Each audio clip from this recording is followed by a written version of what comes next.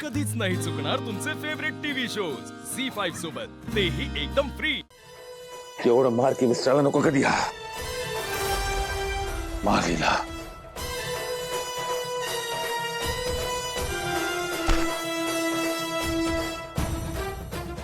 ही मला ऑडिशनचा खोटा मेसेज पाठवल्याबद्दल, ही मला रोलचा आमिष दाखवून कॉम्प्रोमाइजची डिमांड केल्याबद्दल, ही माझ्यावर हात टाकून जबरदस्ती करायचा प्रयत्न केल्याबद्दल, कितीतरी मुली डोळ्यात स्वप्न घेऊन तुमच्याकडे येतात आणि तुम्ही त्यांचा गैरफायदा घेता ह्यासाठी, आणि ही एका स्त्रीच्या चारित्र्यावर हात टाकल्याबद्दल।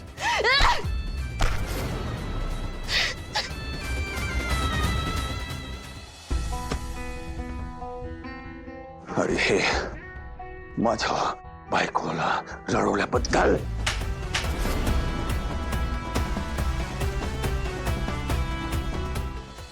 इन्स्पेक्टर आत या आणि घेऊन जायला।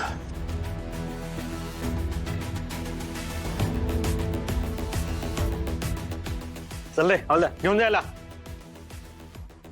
थँक्यू जी सर।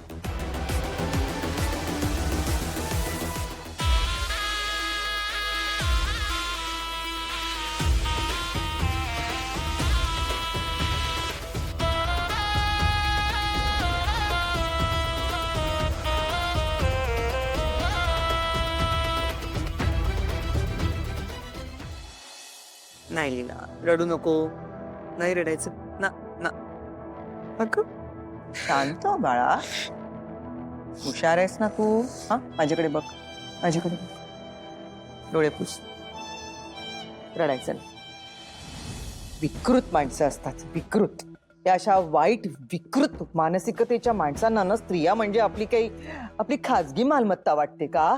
मुलींच्या स्वप्नांचा, त्यांच्या गरजांचा असा गैरफायदा घेतात की माणसं। लाज कशी नाही वाटत ह्या लोकांना, निर्लज्ज। या अशा मुलांमुळेच बायका घराबाहेर सेफ फील नाही करत। लकीली यावेळी बाबा आणि लीला होते, ती नसते तर काय झालं असतं काय माहित। गॉड नोस त्यांनी किती मुलींना असा त्रास दिला असेल। हो ना, हो ना, अशा लोकांमुळे किती मुलींची स्वप्न उद्ध्वस्त झाली असतील। बरं झालं त्या माणसाला शिक्षा मिळाली,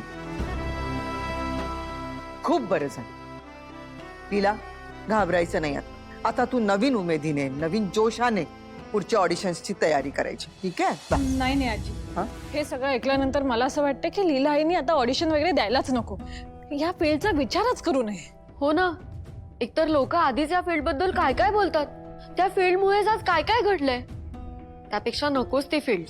असं काहीही होणार नाही। त्या माणसांना घाबरून त्या मुलींनी घरी बसायचं का?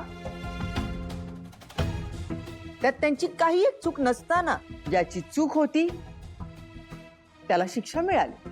बरोबर बोलतेस आजी, लीलाने उलट आता खूप जोमाने काम सुरू करायला पाहिजे। ताई, तू अशा कोणाला तरी घाबरून घरी बसायची काही एक गरज नाही। बघितलंस ना लीला, आम्ही सगळे तुझ्या बरोबर आहोत। आता अजिबात काळजी करायची नाही। चल आता तुझ्या ऑडिशन्सची तू नवीन अगदी जोमानं तयारी कर, ठीक आहे? चल। नाही नाही जी, मी कुठलीही ऑडिशन देणार नाहीये, कुठलंही स्वप्न पूर्ण करणार नाहीये, हे तर आता घराच्या पण बाहेर पडणार नाही। बस झालं, माझ्यामुळे सगळ्यांना किती त्रास झाला, बस। लीला, अगं बाळा ऐक तरी, ऐक बाळा।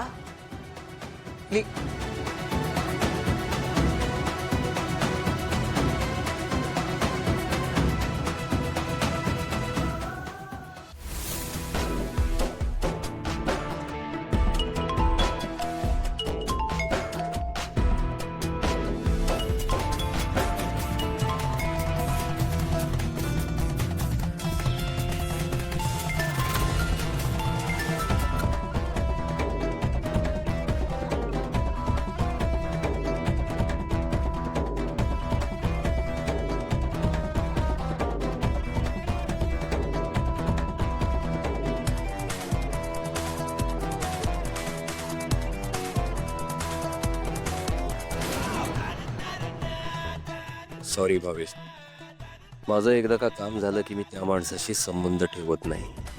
आणि एजंटनी जे काही तुझ्याबरोबर केलंय ते तुझ्या कर्माचं फळ आहे. भोग आता तुझ्या कर्माचं फळ.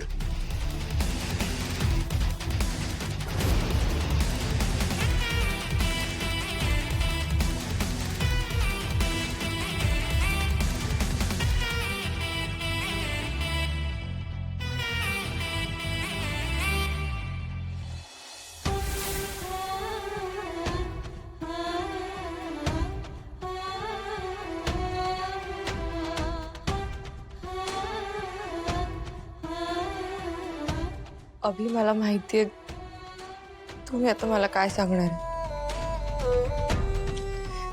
हेच ना की झालेलं सगळं विसर आणि नव्याने सुरुवात कर. पण आज जे झालंय ना, तर त्यानंतर पुन्हा एकदा मीटिंगला किंवा ऑडिशनला जायची हिंमत नाहीये माझ्यात. प्लीज मला समजून घ्या.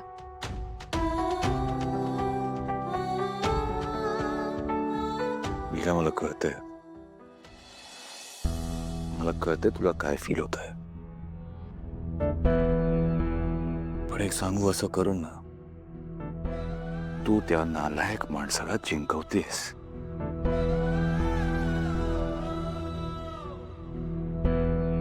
त्याचा हेतू साध्य करण्यासाठी त्याची मदत करतेस तू.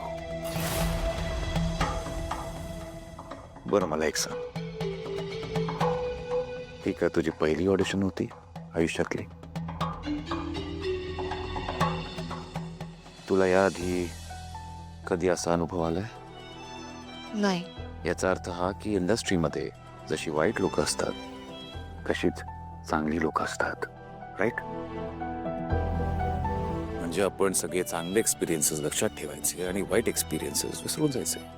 आपल्याला आयुष्यात पुढे जायचं असेल तर चांगल्या वाईट गोष्टी दोन्ही आपल्याला फेस करता यायला हव्यात. लीला, मला खूप भीती वाटतेय. बरं, तसं काही घडलं तर जाऊ दे ना, त्यापेक्षा नकोच ऍक्टिंग वगैरे काही.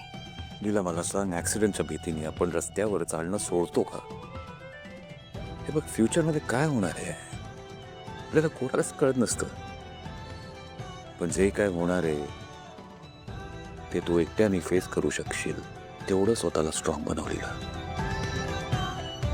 तिला स्वतःला इतकं स्ट्रॉंग बनव की कोणी तुला हात लावायचं तर दूरच, तुझ्याबद्दल वाईट विचार करण्याआधी तो 100 वेळा विचार करेल. अरे लीला, माझ्या 3 गोष्टी कायम लक्षात ठेवायच्या. पहिली गोष्ट, अन्याय करणारा जितका गुन्हेगार असतो तितकाच सहन करणाराही गुन्हेगार असतो. दुसरी गोष्ट, समोरचा चुकला म्हणून स्वतःला शिक्षा करून घेणं ते चुकीचं आहे. आणि तिसरी गोष्ट, ते तर तुला कळली असेलच,